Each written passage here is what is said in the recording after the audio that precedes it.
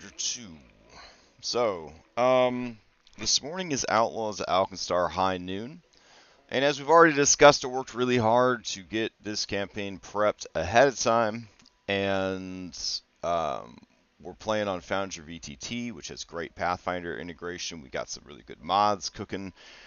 Um, the adventure itself is prepped like in advance. Everything's cool there. There were a couple things I didn't check. Hold on. This banjo is just too much for me. Let me see if I can find some other music. Hold on.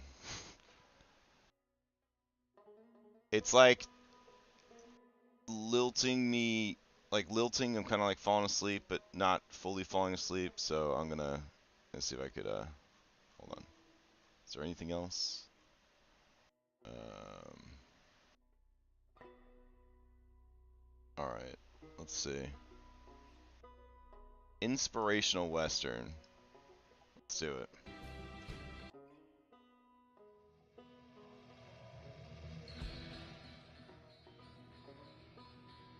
All right. Turn banjo off. All right. So the adventure is prepped, is what I'm trying to say. So we don't have a lot of prep to do on our prep streams. We can make stuff to do, but mostly this campaign is about learning the system. So for the most part, a lot of our prep is just going to be learning the rules, reviewing the rules. There's a lot of rules in Pathfinder. Um, there's a lot of rules in 5e D&D, but we've been playing 5e D&D for 11 plus years, so it's a little bit easier over there. And we still screw up the rules sometimes. But over here, they take the rules a bit more serious. I think so far so good. We have made a number of mistakes, but we're doing okay. Another thing that I want to look at. Just a sec. Got a question about something I have to answer.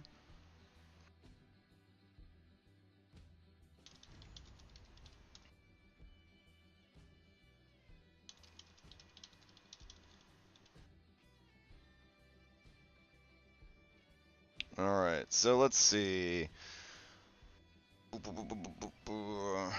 Okay. I lost my complete train of thought. I'm sorry, guys.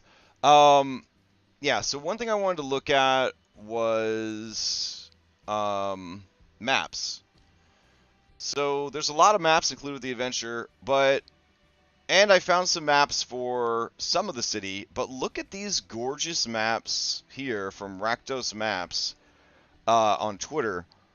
These would be perfect for Skyside stuff, right? Because it's got that sort of like Sky City feel to it, like a real Eberron kind of map.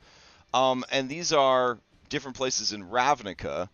I just think it's really great, and we could definitely throw some of these maps in there to have like backup maps if they go to those parts of the city.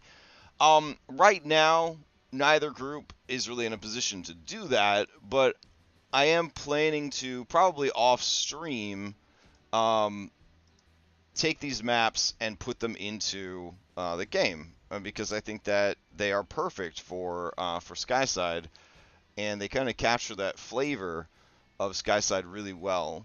And so yeah, these are Rakdos maps. So if you're writing this adventure and you also want some more city maps that are maybe a bit more high fantasy, city in the sky for Skyside, I think that these are definitely the way to go. So I will be trying to add these over the next week or so off stream as extra locations within the city that people can go to. So we've got that sort of tackled and taken care of. Fantastic. All right. The other thing is, I like having a local folder on my desktop of Outlaw Alkenstar minis that they can use for their different self disguises. So I want to go ahead and grab the latest folder of tokens so that they can have those to work with as well. So what I'm going to do is I have a folder on Drive that's just full of Outlaw tokens. I'm going to download all of them locally to my machine. And then when they do their next thing, I'll randomly grab tokens out of there for their next disguised self. I love the idea that they could end up as some of the NPCs in the campaign, or even as each other. So I basically have everything stuffed into one folder. I have so many tokens for this campaign that the zip file is 425 megs. So that's like a lot of, it's like a lot of tokens that they're working with. Okay. So while I'm downloading that in the background, and we've already talked about the maps, we're going to keep reviewing the rules because I know exactly what this group is going to do because it's a linear adventure. They have to make their way through the scrapyard today. And we're already working our way through the scrapyard in the other group. The linear adventure keeping everybody kind of synced up. So overall, it's been a pretty good experience of knowing where things are going to be, knowing where people are going to go. It's been creating a good space, I think, to learn the game in, which is nice. So let me move this to my desktop. There we go. And now we have a ton of tokens. Look at all these tokens we got. Wow. So we'll just randomly grab tokens as needed for their disguised self spells. Alright. Well, here we go. Let's open up our rules document. So, Pathfinder Journey. I also will attest that switching to Foundry 11 has been a dramatic increase in performance. So it was definitely worth it to make the switch. It only took me my entire Sunday afternoon last week, so you know, it's all good. It's all good. Let's see. Let's head over to our channel and our comments section so that we can keep learning all the shit we're doing wrong. Let's see.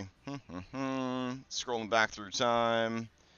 Key Blast has Manipulate, so while grabbed, there's a flat chance to just lose the action. Yeah. I need to get better at checking what things have Manipulate. I think it would be silly for me to be like, I need a list of every skill or feat that's got Manipulate, because there's probably an assload of them. But if we did a quick audit of our beautiful Claire characters, I bet we could find a lot of things on their sheets that do have Manipulate. So let's head over to their, I don't know what this tab is called, Feats tab. Alright, Arcane Spellcasting, Conflict Spells, Hybrid Study, Starlit Span. Okay, this gives you Shooting Star, which is Uncommon Divination Magus. Doesn't seem to have that on there. How do I know where the Manipulate tag is? Spell Strike, Magus. Is it under Details? Like, I want to actually see where these Manipulate tags are. It says Key Blast has Manipulate, so let's just look up Key Blast. Alright. Key Blast the spell? Or Key Blast the feat? Or does one just lead to the other? Alright. You gain the Key Blast spell. Alright, so I see the spell. Is it a semantic spell? Is that what's causing the Manipulate? Let's look it up. Pathfinder 2E. Semantic. Semantic rules. Alright, a semantic component is a specific hand movement or gesture that generates a magical nexus. The spell gains, there it is, the Manipulate trait and requires you to make gestures. Alright, so it's not clearly labeled Manipulate because it inherits Manipulate through semantic. That makes sense. That's on me. Semantic is your hands. Hands manipulating shit. Alright, I get it. I get it. Okay. Also not digging this music either. Hold on. I'm having a lot of trouble picking out music this morning. Let's see. This is lo-fi for wolves. Okay, well, I'm not a wolf, but I'm going to listen to it anyways. Alright. I don't know how these furries determine who's allowed to listen to which of these lo-fi mixes, but it seems kind of silly. Alright. So let's see. Key Blast has it. So basically any spell with S. So Scorching Ray would have it. Warp Step, Mage Hand, Gouging Claw, Detect Magic. So it's real hard. They're promised to cut down on those baked-in components so they appear more apparent in the remaster. We'll see. We will see indeed, Ninzard. We will see indeed. I'm a baby. You know, just put all the fucking labels on there. I don't want to have to, like, remember that this also has extra labels on it. That's too much work. Alright. Let's see. Next thing that we're screwing up on. So the big mushrooms are 2-hit actions, and they use map. Well, that's on Ashwin and not me, but good to know. Good to know. Tussless takes splash damage as well because he's in range for splash. Only Alchemist can shape splash. But it's also a maybe if this creature was normal size. So we fought a Titanic Spider or some shit like that. It was like the biggest monster we faced so far. And apparently you don't fight big monsters very often in Pathfinder 2e, so there was a lot of confusion about how everything worked with it. I don't know. I guess I'll need to read up on that at some point before I have huge monsters. There's not a lot of big monsters in this campaign either. Again, big monsters seem pretty rare.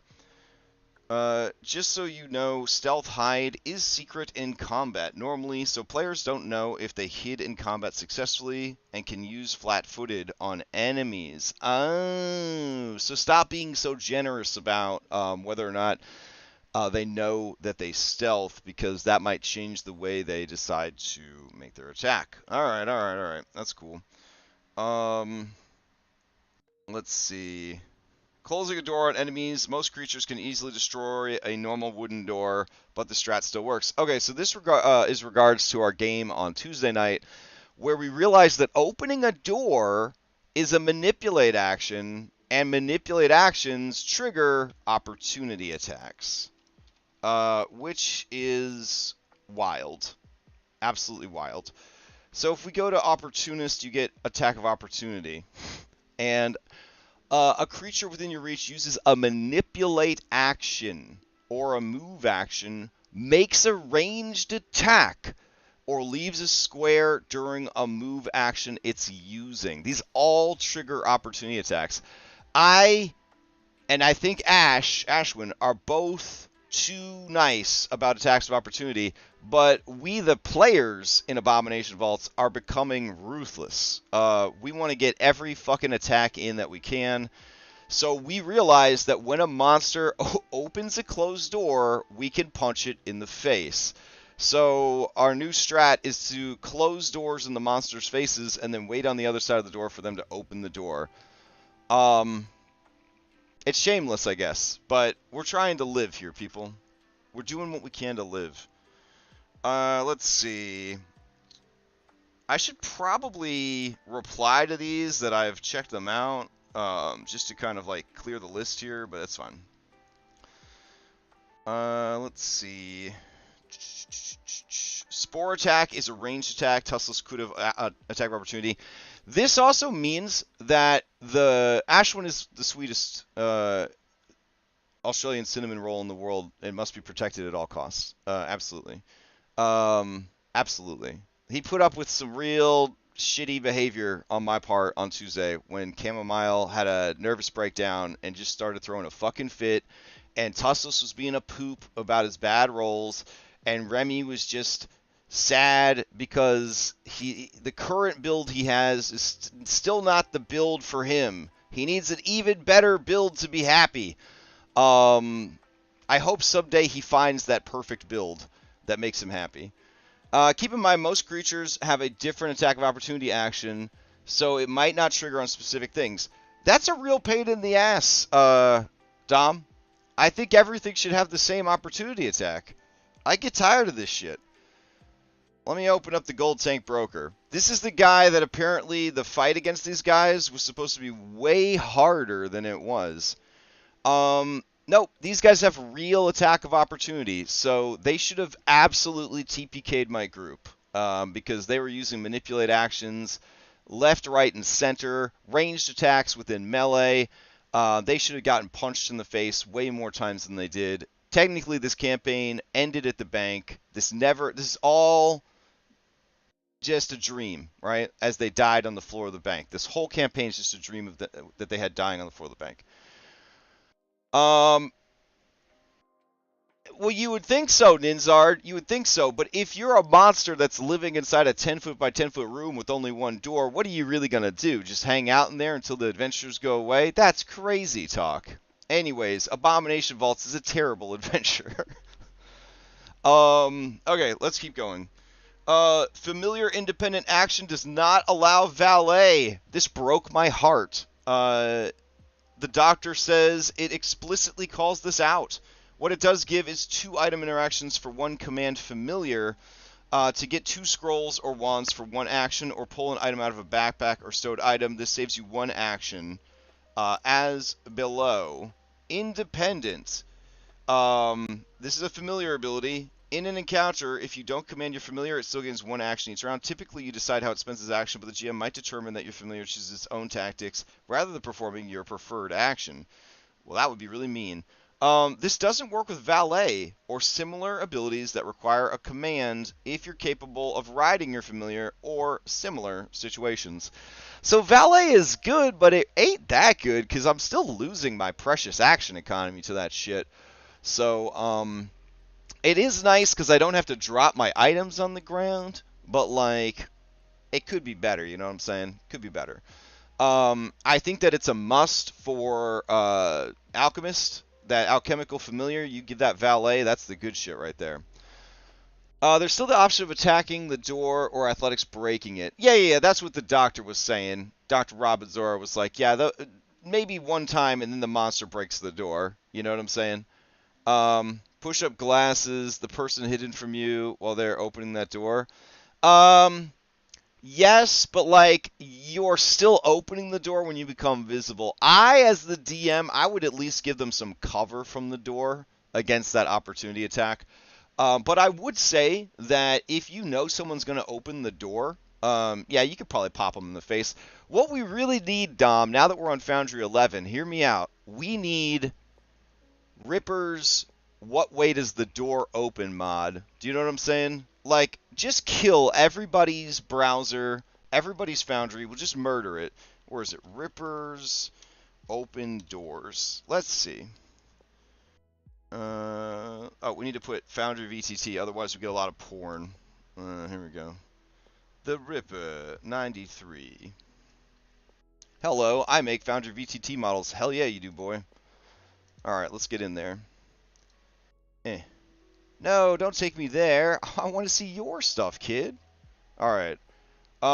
Quick doors. That's not what we want. We want the doors where we can see what direction they open in. Dig down. Combat boosts. Boss bar. Recycling bin. Oh my god.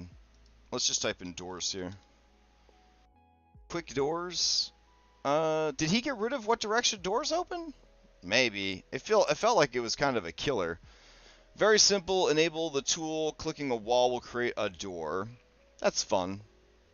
I mean, it does save a little bit of time. Shit, I thought he had a mod for, like, what direction doors open. But it did seem like it was a real killer for your resources. Trapped door? Oh, well. I feel like that's what you would need if you were serious about like door physics. In a dungeon-based campaign like Abomination Vaults, I feel like that is actually very important. What direction do doors open in? Um, so maybe if I decide to run this new Fandelver, it's got a bunch of dungeons. Maybe we'll try to find a door mod for that. I don't know. I think that that's a weakness of VTT. What direction the door opens in. It means a lot tactically. What direction the door opens in. Anyways, then we had our big discussion last week about clan pistols. Clan pistol is a martial weapon. All dwarf does is say dwarves can buy and get it, though as always, bullshit a reason in your backstory why you should have a clan pistol. It's mainly for Pathfinder society, and proficiency improvement is great for wizards and not other martial class. Also, the tags is an easy way to police lore locked weapons in Golarion, though it's always ask your GM who allows if they. For a game that's trying to be like very like woke 2023, it's also kind of weird that they have like racial biases on equipment, but they're not mechanical. They're just like, you're not a dwarf, you shouldn't have that gun. But then again, I guess they could say it's like cultural appropriation, like it's wrong of you to use a clan pistol when you're not a dwarf. It's a weird space, right? Like design-wise, I don't know. I honestly thought that the racial tag on weapons actually meant something mechanically, but it really doesn't mean shit. It's just like telling someone like this is a women's restroom, but like you use it anyways because you really had to take a shit. Like I guess you're breaking some laws for sure, but like you could still do it. Are there laws? Probably. I guess in like dwarven lands, they don't want non-dwarves using dwarf weapons. Um, I'm I'm kind of confused, but I guess I understand it. It just seems like a weird design choice. Um, I don't see why in a game of high fantasy you couldn't just say that like a dwarf weapon only works for dwarves, you know? Like, is that problematic? I don't know. But it feels dumb to even bother putting a racial tag on the weapon if it doesn't mean anything. Ugh, what a confusing game. Alright, shoddy items. They cost half as much, and shoddy items cost half as much, though you can never sell one to anyone unless you're a goblin selling to desperate adventurers. Attacks and checks involving shoddy weapons have a -2 item penalty. This penalty applies to any DCs, including armor class. A shoddy suit of armor also worsens your armor's check penalty by 2. Shoddy items' hit points and broken threshold are half of the normal for their type. Alright, so I didn't know that. I was just winging it. Again, in 5e, if something's bad, you just give it -2, -5, or disadvantage. But here in Pathfinder, there's like real rules for everything, which is fine. But apparently there is specific rules for shoddy equipment. So now we know. All right, moving on. Vaccines. Yeah, I know about vaccines. I feel like you're just explaining that to the chat. That's fine. Let's see. Music is a bit loud compared to Crash. That is definitely on the streamer. So I guess I'll talk to Lex about that. To retrieve something from your backpack, you need 2 free hands. Holy shit. 1 action to remove the pack, 1 action to pull it out. Oh my fucking god. Everybody needs to get themselves a bag of holding stat. Wow, backpacks are terrible. Okay. Alright. Backpacks. It should definitely have RP impact if your shifty elf is waving a pair of dwarven clan pistols around and you're talking to a dwarf NPC. I think it functions with the ancestry weapon familiarity feats. Well, that's the thing. Like, why, Endrid, Winter's Bane, why would I spend anything on a feat if I could just be an asshole and take the dwarf pistols myself, right? Like, I'm gonna spend a feat to not be an asshole, essentially. because there's no mechanical restriction against me just going and getting myself some Dwarven clan pistols. So, like, and if you, like, role play it up a lot, it becomes a very, like, racially charged situation of, like, the dwarves don't want to share their culture with anyone, but if you want their culture without their permission, you're culturally appropriating it. So now, essentially, there's a feat to stop you from looking like an asshole. Because now you're saying that, no, my character's cool with the dwarves. I have a feat that proves it. It's weird. I don't know. Alright, Vulture had wounded 1 and was downed by a crit, so they go to dying 3. 1 from wound and 2 from crit effect on dying. Damn! Alright, we almost got you, Lex. Maybe next time. 50 episodes later, the Shuni who sold Muglin oil comes back now as the punished Shuni because he got his life ruined. Oh, the Punisher Shuni because he got his life ruined by a random How to Disguise thief. Yeah, definitely. Let's see. Alchemist classes, daily morning alchemist items last 24 hours. Quick alchemy lasts until the end of the turn. Potions don't cast spells and shouldn't trigger wild magic. Alright, that's fair. That's fair. That's on me. Alright. Potions, while magical, do not cast spells. Though, spells may have been cast into them to create them, which would limit availability in an Alkenstar. Alright. Yeah, that checks out. Okay. The hats do specifically cast a spell. You can get a character creation. Also, a feat is the same as a background, so yes, you have a background reason for having this thing in character creation. Yeah. I mean, that's fine. Let's see. Potions, blah, blah, blah. A Wayfinder is a level 2 item you can wear invested for 35 gold. Allows you to cast a level 1 light cantrip. Very good for low-level parties without light cantrip that want to save some hands. Oh, that's pretty cool. Okay. I don't know if they would have access to that in Alkenstar because of the nerf to magical items, but I will add it.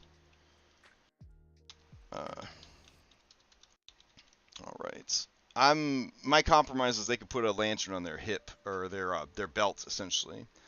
Let's see. You can move by using hands and stuff, but it's difficult terrain because blinding condition makes everything difficult terrain.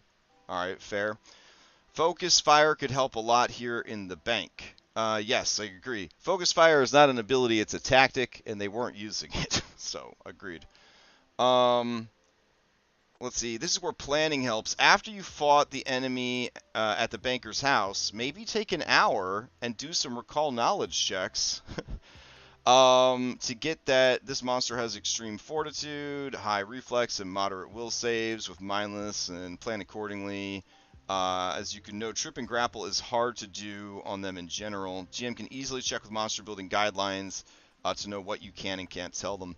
Damn, this is advice I wish you had given us in Abomination Vaults, maybe like, I don't know, 30 episodes ago. But yeah, I'll make sure I mention that to my players. Oh shit, speaking of mentioning it to my players, it is 9 o'clock, so we got to go run the game.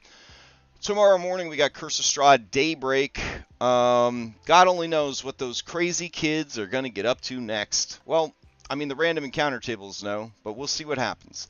Tomorrow night, we got Mythic Odyssey. The timer is in effect. The roller coaster is going to start taking that dip dive down into the hardest, craziest stuff thus far in the campaign. Sunday is also when we're going to roll out the changes from the World Patch document for 5e, so I'm excited to see how that goes. And then Monday, we've got Outlaws Sunset. Tuesday, Abomination Vaults and Cyberpunk. Wednesday, some more Baldur's Gate. Thursday, Curse of Strahd Nightfall. Friday, I don't know. Saturday, we'll be back here. I hope everybody enjoys the rest of their weekend, and I'll see you next time.